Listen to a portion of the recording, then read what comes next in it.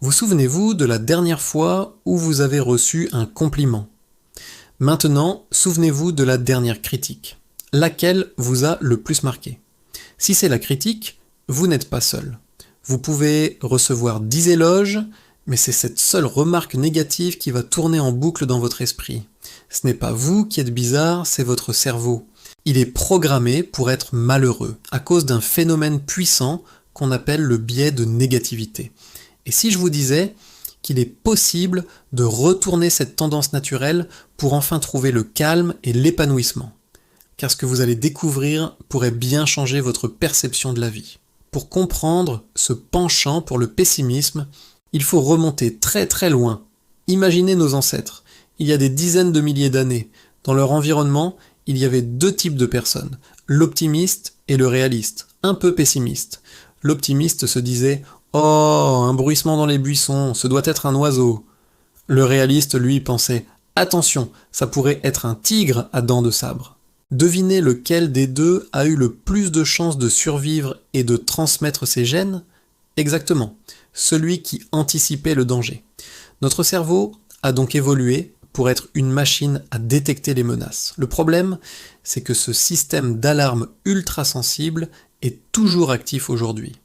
Sauf que les tigres ont été remplacés par un email un peu sec de votre patron, un regard de travers dans le métro ou une mauvaise nouvelle au journal télévisé. Votre cerveau réagit avec la même intensité, même si la menace n'est plus vitale.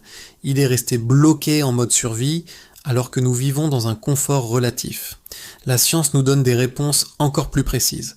Au cœur de notre cerveau se trouve une petite structure en forme d'amande, l'amygdale. C'est notre centre de détection des émotions et elle est particulièrement réactive aux expériences négatives. Les recherches montrent que les informations négatives sont traitées plus rapidement et plus intensément. Elles sont stockées plus durablement dans notre mémoire que les informations positives.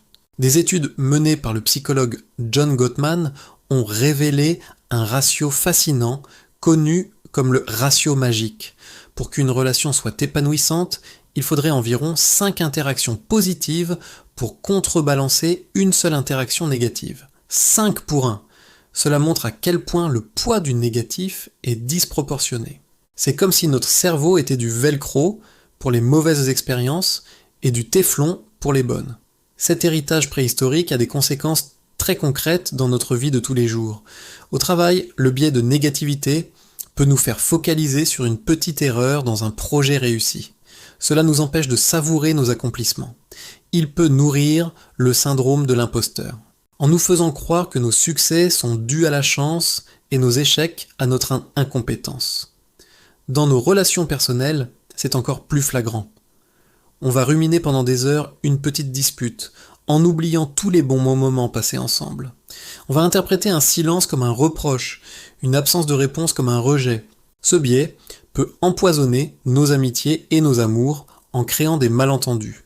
Il nous enferme dans une spirale où l'on anticipe le pire. Et parfois, à force de l'anticiper, on finit par le provoquer. La bonne nouvelle, c'est que nous ne sommes pas condamnés à être les esclaves de notre cerveau préhistorique. Grâce à la neuroplasticité, notre cerveau est malléable. On peut le rééduquer pour qu'il accorde plus d'attention au positif. Voici 3 exercices simples mais incroyablement efficaces. Premièrement, le journal de gratitude.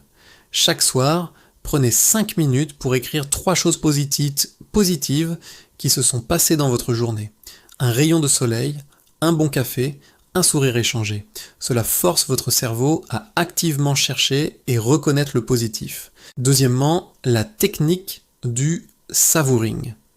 Quand quelque chose de bien vous arrive, ne passez pas tout de suite à autre chose. Prenez 15 à 20 secondes pour vraiment l'absorber. Ressentez la joie, la fierté ou le plaisir. Ancrez cette sensation. C'est comme faire de la musculation pour les circuits neuronaux du bonheur. Enfin, 3e exercice, l'étiquetage émotionnel. Quand une pensée négative surgit, au lieu de la laisser vous envahir, observez-la et nommez-la. Dites-vous, tiens, voilà une pensée anxieuse. Ou je ressens de la frustration. Le simple fait de mettre un mot dessus crée une distance et vous redonne le contrôle. Vous n'êtes pas votre pensée, vous êtes celui qui l'observe.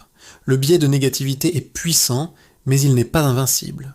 En pratiquant régulièrement, vous pouvez transformer votre esprit et choisir de voir la beauté qui vous entoure. Merci d'avoir regardé. Abonnez-vous pour ne pas manquer les prochaines curiosités. Prenez soin de vous